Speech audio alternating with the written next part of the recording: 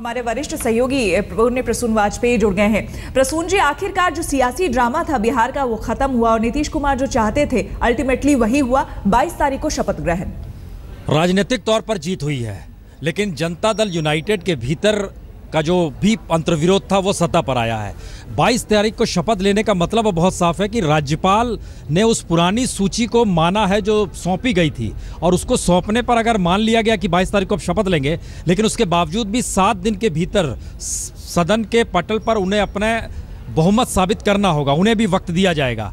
अब सवाल यह है कि इस लंबी प्रक्रिया के भीतर में क्या बिहार की राजनीति कोई नए करवट लेती है, या यह मान लिया जाए कि नीतीश कुमार के साथ सारे के सारे विधायक एकजुट रहेंगे जो उनके कागज के दस्तावेजों के जरिए सौंपा गया है, जिसमें 130 नाम है।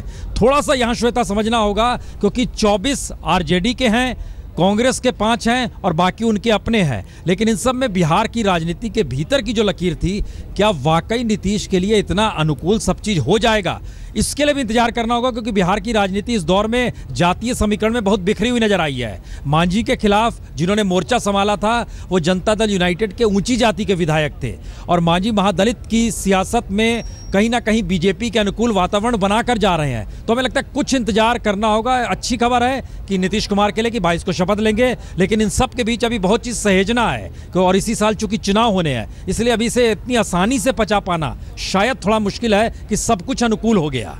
बिल्कुल, राजनीतिक बिसात हालांकि बिछाने की पूरी कोशिश की गई है बीजेपी की भी तरफ से, लेकिन इस्तीफा देते देते आप जो प्रसून जी बात कह रहे हैं, इस्तीफा देते देते मांझी भी ये कह गए कि जेडीयू के 40 से 50 विधायक उनके समर्थन में थे, उनके पक्ष में थे। इसलिए शायद आप सही कह रहे हैं कि इंतजार करना होगा हमें। यकीनन, और ना सिर्फ इंतजार करना होगा बल्कि बिहार की मौजूदा राजनीतिक परिस्थितियां जो हैं उसमें नीतीश कुमार एकमात्र चेहरा है, इससे इनकार बिल्कुल नहीं किया जा सकता है। क्योंकि सुशील मोदी की पहचान नीतीश के साथ जुड़ी हुई, लालू यादव जंगल राज कहते कहते नीतीश सत्ता तक पहुंचे, जीतन राम मांझी को वही सीएम बनाते हैं और वही हटाते हैं। इसका मतलब है बिहार में कोई दूसरा चेहरा नहीं है, और बीजेपी ये कतई नहीं चाहेगी कि वो दोबारा चेहरा इतने सरलता के साथ स्टेब्लिश हो जाए बिहार में, इस लहजे में कि पूरी की पूरी सारी चाल बीजेपी की धरी रह गई। बिहार में बीजेपी का वर्चस्व बढ़ा है, लोकसभा चुनाव में बढ़ा था, इनकार नहीं किया जा सकता है, लेकिन क्या वाकई बिहार दोबारा जातीय समीकरण की उसी राजनीति में अपने आप को खड़ा पाएगा या नहीं पाएगा, ये इंतजार करना होगा। और वो अलग अलग क्षेत्रों में अलग अलग तरीके से बिहार में वोटिंग पैटर्न बताता है कि वो अलग अलग है। तो तमाम आरोप प्रत्यारोप के बीच बिहार में आज इस्तीफा दे दिया गया मांझी सरकार की तरफ से।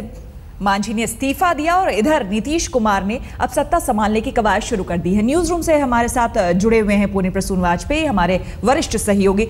प्रसून जी, इस बीच आज अगर प्रेस कॉन्फ्रेंस आपने भी सुना होगा, महादलित की बात एक बार फिर से उठी और उसमें नीतीश कुमार ने खुद कहा कि यह शब्द तो मेरा ही दिया हुआ है।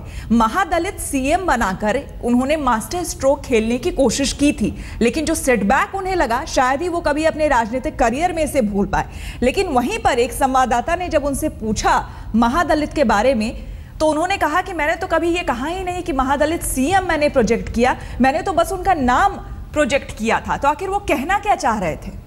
नहीं, बिहार की राजनीति में नीतीश कुमार मौजूदा वक्त में 2 स्थितियों को समझ रहे हैं। उनके सामने नरेंद्र मोदी के विकास की थ्योरी है, इसीलिए वो बार बार जिक्र कर रहे थे, और पटना की सड़कों पर पिछले 1 महीने में कई पोस्टर चस्पा कर दिए गए जिसमें लिखा हुआ था कि 8.5 बरस में हमने जो विकास और सुशासन दिया उसे भी हम दोबारा देंगे, ये मैसेज था। अब 6 महीने का वक्त बचा हुआ है, और नीतीश कुमार एक चीज़ समझ चुके हैं कि जातीय समीकरण और विकास और सुशासन की बात, अब इन दोनों को मिलाकर एक साथ चलना होगा, किसी एक पटरी पर वो नहीं चल सकते हैं।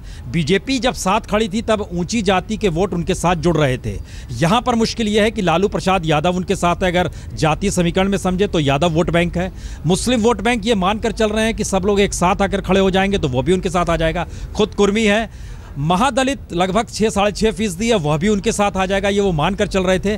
लेकिन इन सब के बीच एक लकीर वो भूल गए कि मोदी लगातार जो बात को कहते हैं वो जातीय समीकरण खारिज कर रहे थे। आज अगर वो इससे बच रहे हैं तो वो समझ रहे हैं कि उनको सामना दोबारा बिहार चुनाव में मोदी के उसी फार्मूले से टकराना है, तो ये भी एक टकराव है, इसलिए वो बीच का रास्ता अख्तियार कर रहे हैं। बिल्कुल, और उन्होंने जैसा कहा कि यूएसपी उनकी जो रही है सुशासन रही है, अब इसे फिर से दोबारा एस्टैब्लिश कर पाना उनके लिए कितना आसान या कितना मुश्किल होगा, ये भी देखने वाली बात होगी।